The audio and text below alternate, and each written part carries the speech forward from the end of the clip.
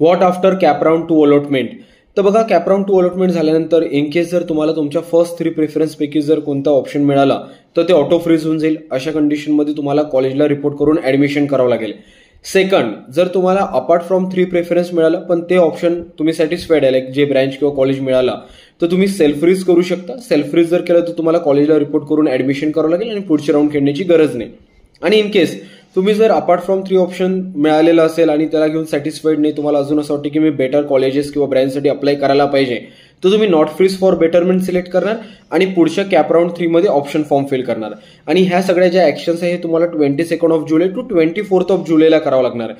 भरपूरदा पॅरेंट्स काय करतात, आजच लॉग इन करून करण्याचा प्रयत्न करतात. तर आज फक्त अलॉटमेंट डिक्लेअर होणार आहे आणि हे जे स्टेप्स आहे तुम्हाला सेल्फ फ्रीज किंवा नॉट फ्रीज फॉर बेटरमेंट करण्याचं किंवा कॉलेजला रिपोर्ट करण्याच्या, ह्या 22 जुलै टू 24 जुलैच्या ड्युरेशनमध्ये करायचं आहे. आय होप तुम्हाला लक्षात आलं असेल.